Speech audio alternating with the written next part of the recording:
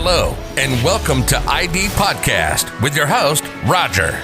We're bringing the best discussions and conversations to you about identity verification, AML practices, and much more. Thanks for tuning in. Hello and welcome to the next episode of IDpodcast, actually episode number 7. I'm here today with Lee Darcy from Cifas. Welcome, Lee, to the podcast. Pleased to meet you. So, today we're going to talk all things about Cifas, about how fraud is developing in the UK, I would say, in general. Today I've just been basically, how can I introduce Cifas? So what I did, very original, I looked at Wikipedia. So I'm just going to read it to you, and then you can maybe obviously... I didn't even know we were on Wikipedia. That's great. Well, there you go. Tell me what's there. So it's on there. So you've been founded in 1988 with the headquarters in London. Cifas is a fraud prevention service in the United Kingdom. It is a not-for-profit membership association representing organizations from across the public, private and voluntary sectors. In 2016, Cifas had over 360 members, and now I would say you are close to 500. 525, I think. There you go. So even more than that. So 2017 today, was 400. So there you go. I mean, essentially with what I want to throw in right away, and we can obviously discuss about what Cifas is actually doing about that. But what I've seen and is very, very interesting. So Cifas essentially prevented losses in terms of frauds worth £200 million in 2000, whilst 2 years ago it was £1.4 billion. Yeah. So, we all know everything's going digital. Everyone's getting more, sophisticated about how they're doing their fraud or how they're going about defrauding someone. So, what is it exactly that you are currently doing? And if you could maybe expand on that. Yeah, no problems. I mean, the community, and that's what we'll call it, a community, come together. So the members become the community, sharing data and intelligence around any fraudulent activity which might help them then prevent that activity from happening again. So in effect, we're able to share real-time personal data. So this person did this thing at this time, and there's factual evidence to back that up. But equally, we talk about on our portal now that we launched last year, we talk about intelligence around modus operandi. So we're seeing more frauds in this particular area, or more people using this particular approach to fraud. Or to commit fraud. And that's grown quite considerably. So the data we hold today of our members in that network probably is sharing up to 1.8, 1.9 million records of known fraud or behavior which is known to be fraudulent. And we add in other data sets from other areas. So that kind of tots it up to about 5 million records that we hold. Right, and the records only hold for 6 years. Most of them are only held for 6 years. Some are held for less time. But we're seeing things like identity theft and identity fraud still being the biggest fraud. Probably about 54% of our total database is related to identity theft and identity fraud. We work to prevent the victims of those fraud by actually registering the victims themselves, so that if anybody in the community is matched against that victim, they know that that person has previously been impersonated, so therefore they can kind of treat that application in more detail. Okay, so it goes in 2 ways. So you look at basically victim data as much as you look at Well, when it comes to identity fraud specifically, yes, because we don't know who committed the impersonation, but we do know who was impersonated. Yeah. So that's all we can do. But more importantly, it does act as a protection then for that individual who often when you have a fake identity, or when you know you've obtained a genuine identity document, let's say, for example, and you might use that to apply for a number of different services, you'll do that very, very quickly over a period of time. In order to get as much money or as access to much services or products as you possibly can, and hope you'll get away with it. Yeah. That's really what the fraudster is thinking. So fundamentally, what we see is impersonations will happen over a period of time, and therefore we'll kind of want to stop that by registering the victim. What would you say it's like the busiest time of fraudsters? Is it really like kind of Christmas time, or is it just all year long the whole time? It's constant. In fact, actually, even the people who commit fraud have a holiday. So yeah, it matches the whole. If you look at any organization's onboarding of customers, it's almost exactly matches the kind of the periodic aspects. You cannot say there's at one period of time, for example, Christmas, you'll have more fraud you might see more fraud in certain areas. So, for example, in retail or online shopping, you're seeing a spike, but you won't necessarily see that at different times in the summer, say. Okay, and what's the? I would say because you obviously been going now a long time. I mean, it's 22 years now. 31 years. 31 years. Yeah, so there you go, 31 years, sorry. 31 years, of course. So essentially, you've been obviously with Cifas now for how many years? 4 years. For 4 years. So, I mean, in your time in the 4 years, what's the kind of trends that you have seen where maybe, fraudsters are trying different things? I mean, what are the kind of trends right now that you would say you see a lot more than you would have seen 4 years ago, an example? I think it's probably easier to say that what we've seen is a change in the market. So if you just think about generally how commerce happens, we as customers now expect to be able to buy things, have access to things, and do things really easily on our mobile phone. That means that organizations have to continuously make faster decisions about who do I give my products and services to. And that means that there's an increase in risk because you have to make that decision really, really quickly. So we're seeing a trend that means that organizations have to respond to that customer demand by and the competitive natures of their marketplaces by using artificial intelligence or machine learning to make decisions at the back end, digital onboarding, for example. And somewhere down the line, you need to be able to integrate all the other risk management capabilities into that. So I think what I've seen even in the 4 years that I've been working at Cifas is a move now towards much more automated decisions, or in some way of utilizing AI or machine learning to be able to and utilize the whole kind of world of big data, because you have to take data from a whole load of different sources to be able to make very simple decisions really, really quickly. Okay. And obviously, talking about, machine learning and AI, and obviously the, let's say, I guess the beginning of Cifas were more around having certain databases on maybe even written down, or maybe even... I think it wasn't around that time. Yeah. I mean, the origins of Cifas really were 7 organizations who got together with the Metropolitan Police and asked why, the question, why aren't you arresting all these people that are committing fraud against us? And they were fundamentally at that time retail finance organizations. And the police officer at that particular meeting basically said, well, why aren't you helping each other? Because when are you going to realize that fraud is not a competitive issue? You're sending your bad customer to the next guy, and he's sending his bad customer back to you. So actually, if you collaborated and shared this information, you could work out how to stop it.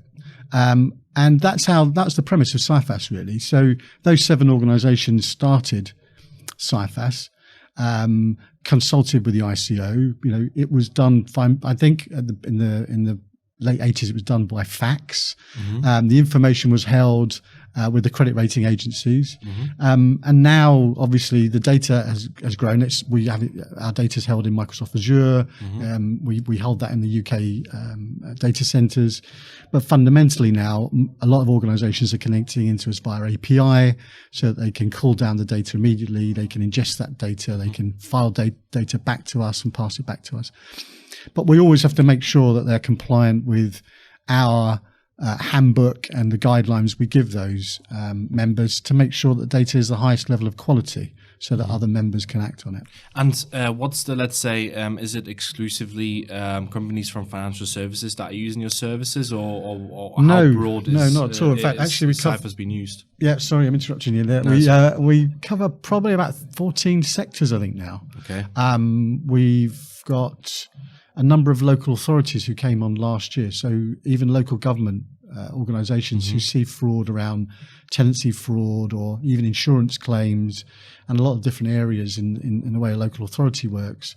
We're working with them at the moment to build the use cases, and they're seeing matches and they're seeing the frauds that's happening where we're helping them trying to prevent it rather than just simply investigate it. But we have organizations in all the mobile phone companies, for example, in insurance. We have charities that are members, and we have public sector. So we have the Welsh Government, we have the Student Loans Company, and the same Student Awards Company in Scotland. Welsh Government is a member. So it's actually the breadth of membership is really wide, and actually that's because fraud is a very broad crime. So yeah, I mean, essentially because in a podcast previously, in the previous episodes, we've been talking every time about why are, an example, gaming operators not working together, and every time it comes up, collaboration is impossible. But I mean, as you can see, a collaboration works for over 30 years now, and it helps the businesses to essentially do it efficiently. Because I mean, as you said, why should you send a bad customer somewhere there, and then he might have a different idea and come back to you and try it again? It's just essentially a waste of money in the end of the day if you don't actively fight those fraudsters together rather than everyone on their own. Correct. I mean, there's two things here. First of all, the police are absolutely overstretched. And, I kind of say in my presentations, I say fraud is the crime of the 21st century. Half of all crime in the UK is a fraud or a cybercrime. So in effect, the police cannot do everything. They cannot be everywhere, and they don't have the resources or the capability to investigate every single potential crime that's committed. And I mean, just to back it up, so in the UK, the overall UK fraud losses on card fraud. So in 2000, it was £3.5 million on simply just card frauds. Last year was £7.3 billion. So, and as you say, how is the police just on their own? They just won't be able to cope with it. Otherwise, we'll end up with 2 million, police officers who are just focusing on frauds, right? So and obviously needs to be, as you were saying, to obviously get together. So I guess it's just again going into that, all working together, sharing the bad data of bad people. So to obviously make their lives easier, I guess, right? Well, there's a couple of things. So I'll finish what I was going to say. So effectively, if you think about it, the police can't investigate every single fraud. So sharing this information is important, but it's also important to make sure you're not treating innocent parties badly. In other words, that you're utilizing this information in the right way. So the other kind of difficulty, or people believe the difficulties, is around data protection. Some organizations, whenever you say, it's about data protection, they run a mile. Anything to do with personal data or storing personal data, they just think it's just too difficult to do. And we've been for 30 years and 31 years been fixing that problem. So we know how to do it, and we constantly ensure that everything we do is way above the line in terms of data protection, way above the line in terms of security, and ensuring that ultimately we're doing the right thing and not penalizing anybody that shouldn't be there. So the data is really indicative of behavior. This is information that's shared in our network, and ultimately people can utilize that data as they see fit. It doesn't mean that that these people have to be turned down or rejected. It just means that you can utilize that data for your decisions. Interesting, you mentioned the gaming sector, and I think the gaming industries have a real challenge on their hands, and they've had a challenge for some time, and that's fundamentally about how people will utilize gaming companies as an output for the criminal activity and criminal funds that they've received. So if you have fixed odds gambling and you're going to get a 60% return, it's fencing money in a very easy way. Of course. And the gaming companies are doing all they can to not allow these funds to be washed onto their platforms. But it's very, very difficult to spot that. We are working very closely with a number of gaming companies right now, because we've found that when we've done some more data analysis with them, that our data can be used to spot that kind of activity. It certainly can be used around identity fraud, and specifically where younger gamblers or younger gamers may be having their identity used on platforms, which is kind of interesting. I might come back to that in a moment. But thirdly, around, we have a fraud type called application fraud, where people have applied for products and services and materially misrepresented themselves on the application. That invariably is around trying to hide adverse history or adverse credit history. So in other words, this person may have a debt issue. So we're looking at helping the gaming organizations utilize that data to determine whether or not this is not fraud necessarily, but ultimately you may be able to, from a responsible gaming perspective, limit that person's gaming capability because they have a debt problem, basically. Wow. I mean, if obviously, there's a huge drive, obviously, in the gaming industry currently, in terms of affordability, and again, I mean, if there's something how you can spot someone misrepresenting themselves because they might have a really bad credit score, like 10,000s in debt, or really can't afford to do it, then obviously it makes absolute sense to do that going forward, and it's obviously good to see that. Those operators are coming to you and essentially we're in discussion. We're in discussion with them, and GamShield, which is an organisation of gaming organisations that kind of talk regularly about that kind of stuff. And their issues are, they have their own issues. Every sector has their own specific issues because of their own what they do. So within our network, also, we don't just share data, but we share intelligence, and we run sector working parties, so business sector working parties, where effectively we get groups of people coming together around the room and around the table talking about what's been happening, what the trends are, and networking really, kind of sharing that information at first-hand level. Okay, no, I mean that's so. I mean, how often do you do those networking events? I think they're pretty depends on the sector, but pretty much quarterly. But what's also supporting that is our portal, which we launched last year. So again, on that portal, people are either able to go into their sector sharing intelligence forum. Okay, so there's a forum. It's a forum, yeah. Okay. So basically, people can kind of discuss and post things and share that kind of thing real time, or they can look broadly. So they might look at what's happening with identity fraud, for example, or what's something in other sectors which might be aligned to them. So gaming would really want to know what's happening with mobile phone fraud, and insurance wants to know what's happening with mobile phone fraud and all that kind of stuff. So there's a real interconnectivity through the networking community. So do you think we have a real chance in the UK to be at some time? I mean, obviously it's a fantasy world, let's put it this way, but do you think at some point we'll be able to share fraudulent data between all of the sectors, like be it an example, as you said, telcos, FS? Well, we can now. I mean, we can now. The only thing that's stopping it is people not coming to talk to Cifas, or us not being able to reach out to them. I mean, we're a growing organisation. There are 70, I think 75. I think it creeps up all the time at the moment because we're growing quite considerably. When I joined, I think we were 40 people. We're now 70. So in that period of time, we've increased. And I mean, for not-for-profit organizations, obviously, a very respectable growth. It's if you can add 30 it's indicative of the fact that there's more fraud. Unfortunately, it's the fact that we're growing is a fact that fraud is growing.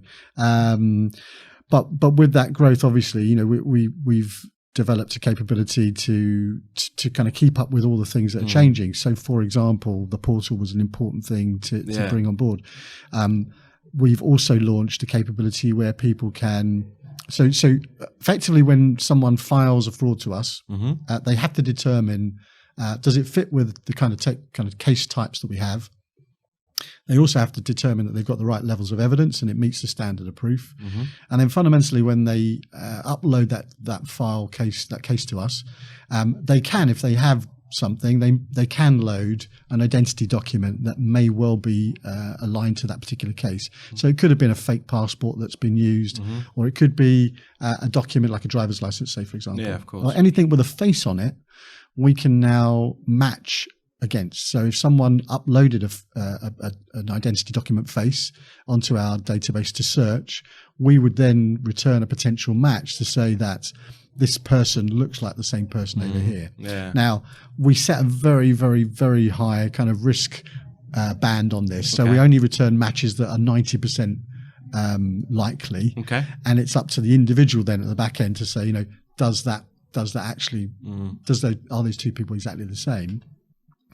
But just to give you a bit of feedback, one large bank started to use it and found over 138 accounts set up by the same individual, all with different identity information on every single account. So, just being able to use that biometric now is another kind of good armory in in our kind of arsenal. So one person was able to open 138 accounts. 138 Wow. different bank accounts. Yeah.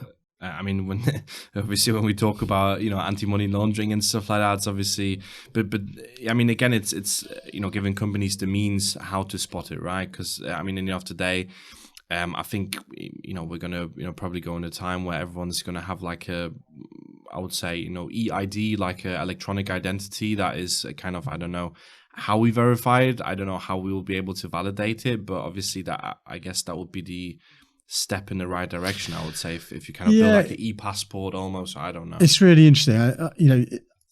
There isn't, as far as I'm concerned, and this is kind of a personal opinion, I guess, the government failed quite recently in their, they were talking about trying to regulate use of the internet, specifically when it came to pornography sites, and therefore, age verification was the thing. So, and also when you think about people that are trolling other people, or online bullying, or people that are putting up fake news on the internet, there's no way of governing this unless you make sure that anybody who had access had to use a digital ID, that therefore anything they did could go back to that individual.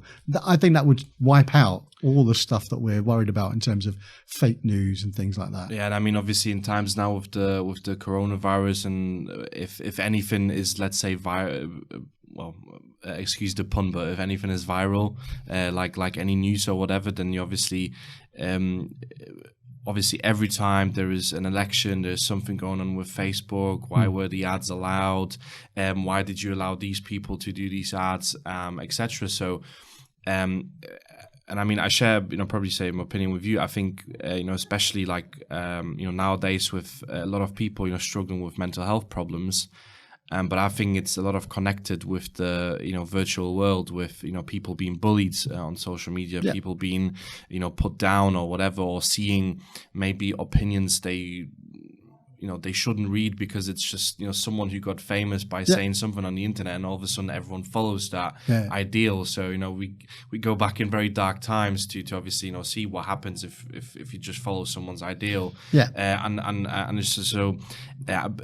I mean, as you said, I mean, how would we be able to stop? I mean, would we have to, really create, let's say, like a, well, I mean, we obviously have a fraud database with Cifas, but then how would the, let's say, digital identity look? I mean, what would we have to do? Would it have to be something connected to, really like a government check of people, like, really identifying them and providing a certain number, or what do you think would work? There are a number of countries in Europe that have got a type of digital identity.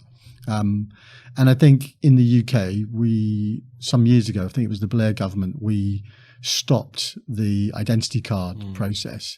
And there's a balance here between freedom and identifying bad actors or criminals. So you have to kind of weigh up those two things. But fundamentally, I think we're getting to a point where, because of things like use of the internet, because of things like the growth in fraud, because identity theft and fraud and impersonation is a big driver for that sits behind all this fraudulent activity.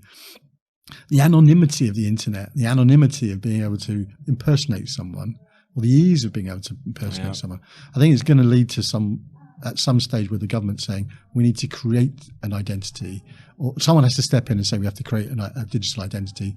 It may well be a third-party organization that provides a solution, but it would have to be government that then dictates how that's used, because it has to be used. I mean, there was the government's verified product that they brought out, and now is kind of, well, it's only one.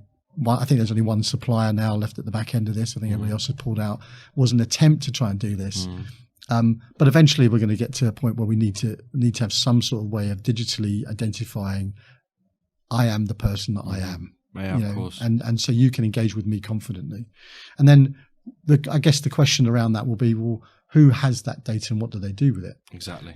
Because if you hold it and you're a commercial organization, you're going to sell it to someone else so they can market to me. Whereas actually it's my data and I should be holding it and I should be responsible for it. Yeah. So shouldn't we put more responsibility to the people actually whose data it is? Like, shall we, basically, I mean, the idea that I've had, let's say we would, create like an e-identity on the blockchain where everything is personalized for that person, and this person decides what they want to share when they open an account. Yeah. But obviously you could make it, via regulation, via laws, via however you want to spin this. Obviously, you would have to share this and this data if you want to this and this and this. And I think that would be quite a easy way and very realistic way how we could basically go into the future. Yeah, the technology is there. It's the demand and the driver. I mean, there is an organization out there called Yoti as well that's been around for some time that created this. I think there are 2 or 3 organizations very similar.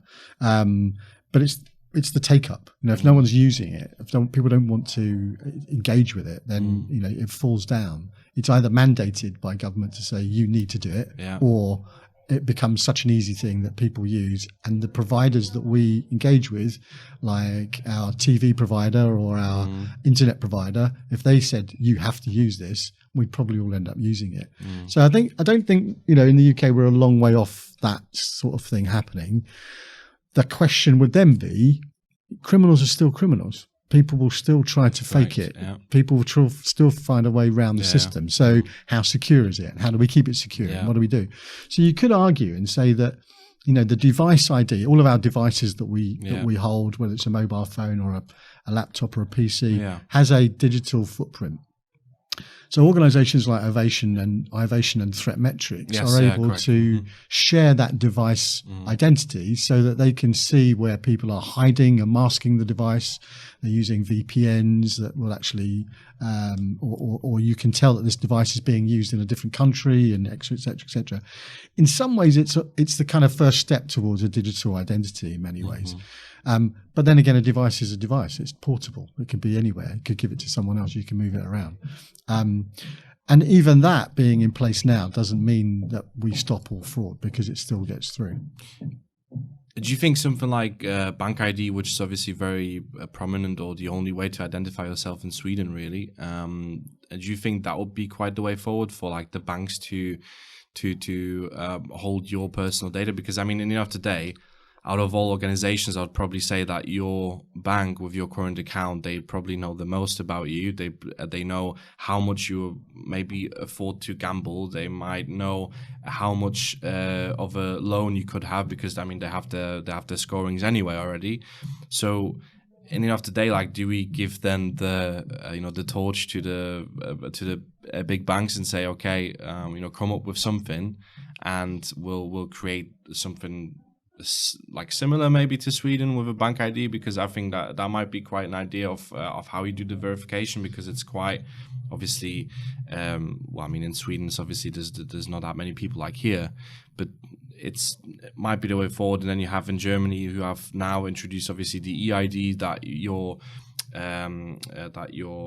personal ID, that it has a chip and it has all the information on there, and then you have to use two-factor authentication to basically allow that data to go to the next to go to the company, that they're obviously trying to open an account with. But it seems to me that it's a little bit fiddly, because you need your own identifying number, and you get this number when you order a personal ID. But the problem is that when this came out, I believe in 2016 when I got mine, I got this number, but I don't know where it is. It's gone somewhere. So I would have to go again, apply for a new one, pay 80 euros, and then I would get my number, and I would obviously have to keep it. So there's too many things out there that would. I think. Well, first of all, I think if I've just told you the story that a bank has found 138 bank accounts, all set up by the same person, but with all different identities, I don't think I would want a bank to be the person that's saying I'm definitely the right person. Go, and it's not fair on the bank. Actually, they're not there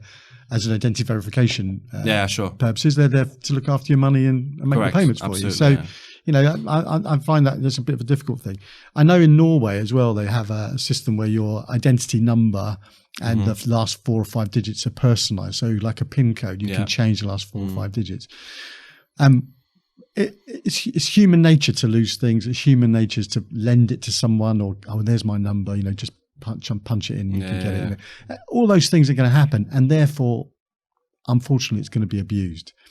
So I think it's inevitable that we'll have some form of digital identity.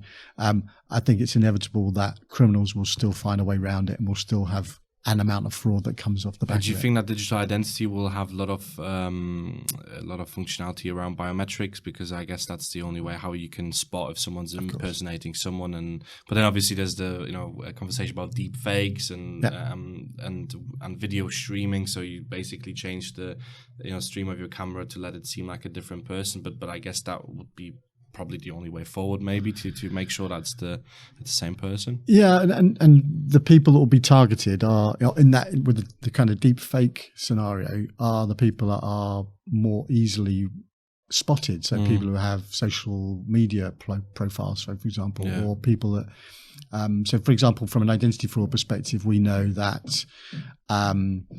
People are very cleverly looking at company's house, looking at the accounts that have been signed off by the directors, and looking at the director's signature on that company document, and therefore utilizing that and the identity. Yeah, it was a huge story in the Times, I think, like some weeks ago. I think about that. So people are always looking at ways around the system. Yeah.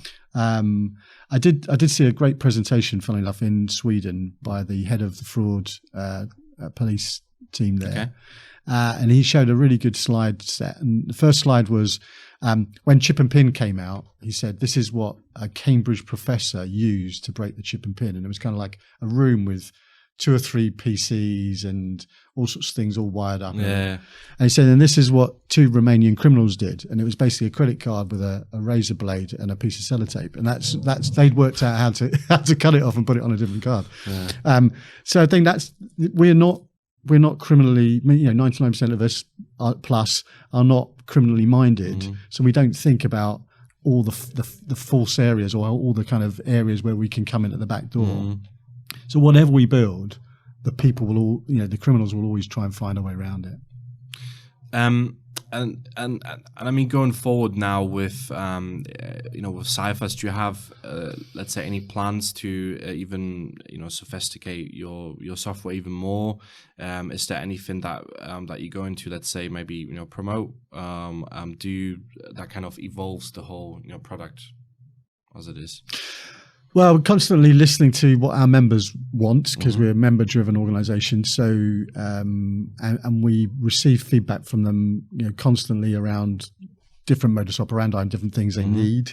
We're looking at things like disputed transactions, so where people continuously do chargebacks, say, for example. I think there's probably some work to be done around the world in which we live now. Most of us get cardboard boxes and envelopes turning up on our doorstep because we buy things online. Yeah.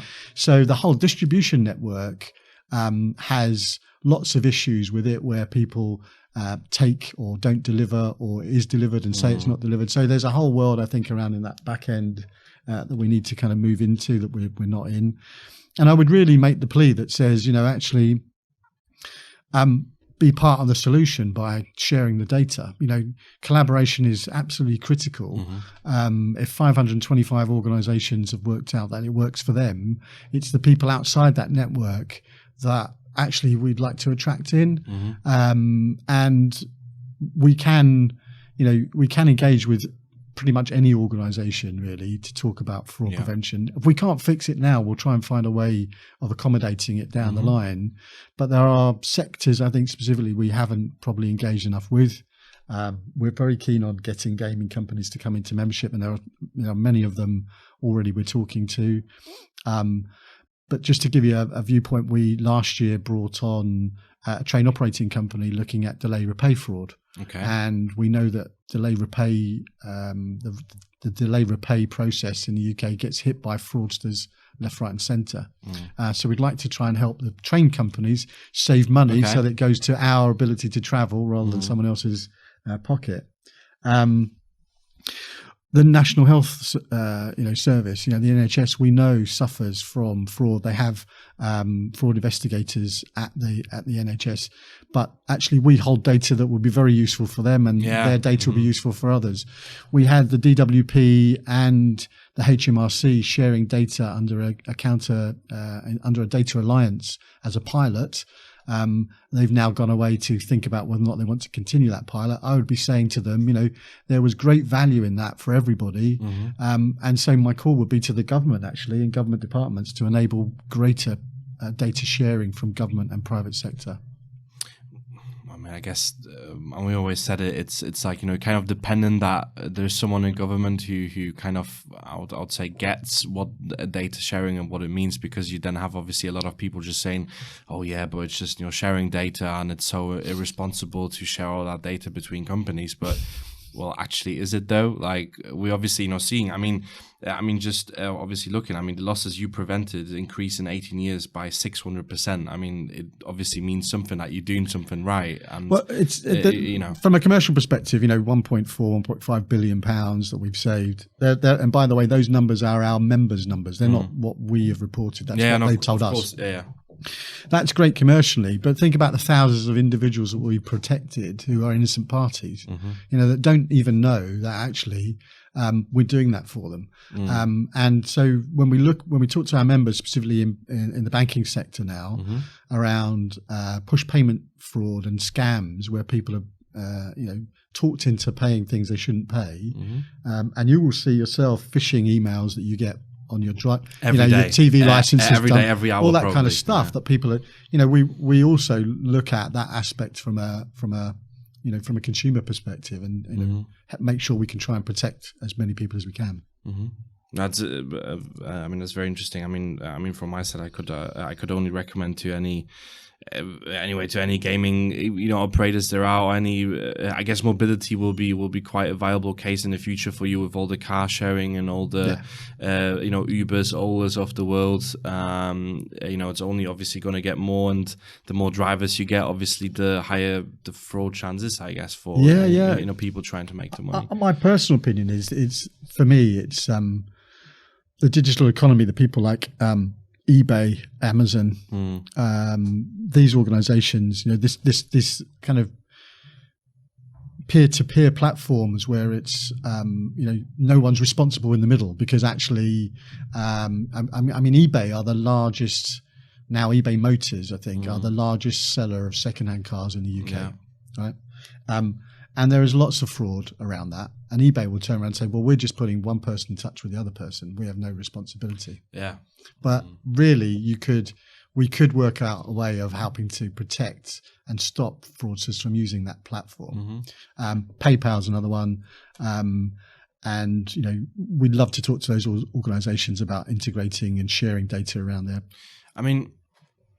Because we had a conversation last time about the role of Apple and Google in this. Because as you know, by now probably everyone has some sort of Apple or Google Pay on their phone, or whatever it's called, Samsung Pay. Yeah.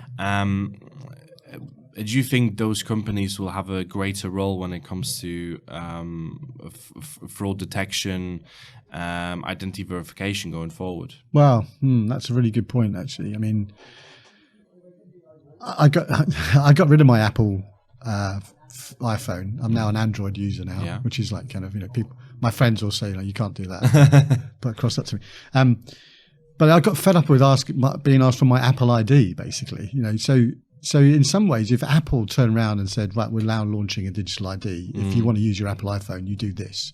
It's a digital identity. It's NFC enabled now, so exactly, it would happen. If Google did it, to integrate with Google, it would happen. So I think those are, apart from a government dictating it to us, those two organisations are probably or Microsoft maybe, of course, come in and kind of create something that people would then use, because it's how we integrate with the world now is through our devices, really.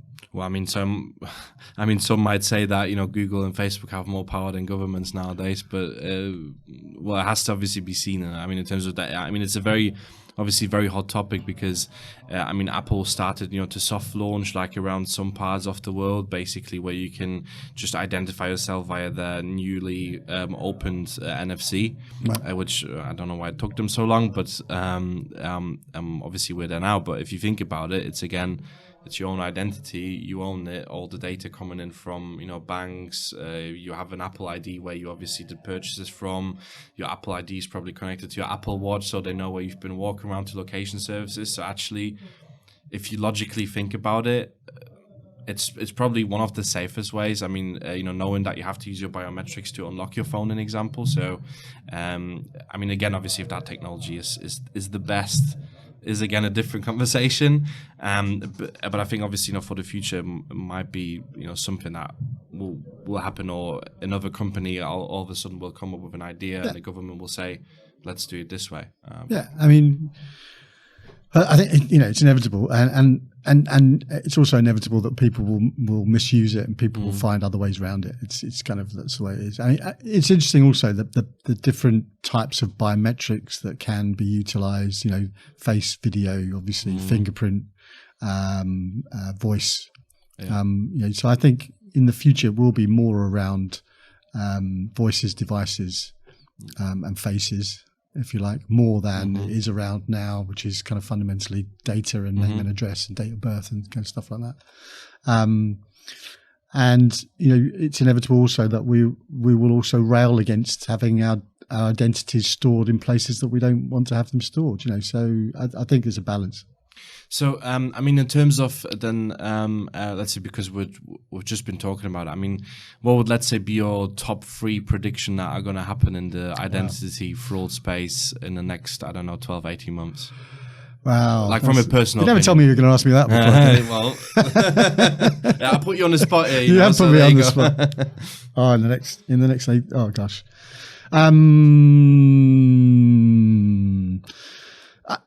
I think more and more organizations will look to adopt some sort of biometric. I think more and more organizations will do that, specifically as they digitize their onboarding. It seems to me that if you're going to put digital onboarding into, or if you do any kind of internet-based connectivity with your customers where you want to be able to identify them, you're only a small step away from having sort of biometric capability. So I think that's probably number one.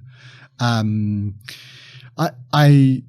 guess what I would like to see, it's probably more than a prediction, what I'd like to see is probably more cross-border capability of identifying people. So even within the EU, we haven't really, we've all interpreted GDPR in our own countries' kind of jurisdictions. France and Germany, we know, are incredibly tight on their data protection laws. And I think people look at the UK as being a little bit more lax, and I think that's not necessarily the case. But it seems, more in an international world, it seems not beyond the possibility of being able to kind of have an international capability of sharing data, or an international capability of being able to spot identity theft and identity activity. Well, I mean, surely Europol and Interpol could help with that, and maybe a certain way in order to fill those databases with the fraudsters that they have. I mean, on a global scale, we already have PEPs and sanctions lists who are being updated globally, and you obviously can access them and see what happens. So I'm sure some sort of fraud database would be possible if you give it to the right people, though.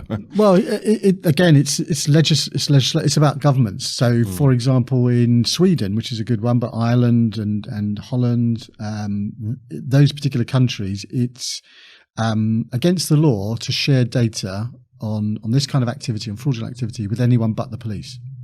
So until those governments change the law, then that data sharing they're not able to do that. So that, I think, is part of the problem, is that while we've got guidance around data protection, which is good, and GDPR did lots of really good things, and it's certainly put the cat amongst the pigeons when it comes to Facebook and people like that. What it hasn't done is it hasn't really necessarily fixed the issue around data and collaboration across border. Again, regulation stopping innovation in a way. or legislation to stop it. Yeah, legislation. Sorry. Yeah. I mean, what can I say to obviously just obviously finish up? I mean, what I can definitely recommend to any organization out there, go on cifas.org.uk, become a member, work with Cifas to make the UK a safer commercial online space, or any online space, I would say, to as you heard, protect people, protect yourself against fraud, obviously, because obviously if you have too much fraud commercially, it's not going to be viable forever, I would say. And just work with organizations like Cifas. I mean, obviously Cifas is the organization for fraud database in the UK that I can definitely recommend. I mean, obviously from our side, I mean, obviously our company is kind of getting involved in with Cifas. It obviously provide the same support to our customers, but I mean, overall, the more members there are, the better data will be, and the safer everyone will be in the UK. So, I mean, on that note, Lee, thanks very much for coming on. Absolute pleasure. It was a pleasure to have you here, and many things that I learned today as well. Obviously from yourself and how you see it. So, thanks very much for listening. Please subscribe. Please leave a like, a comment, whatever you like, and we'll see you next time. Thank you. Thank you for listening to ID Podcast, powered by ID Now. If you like today's content, please make sure to subscribe to us on your favorite podcast platform and also on YouTube. So for now, thank you and goodbye.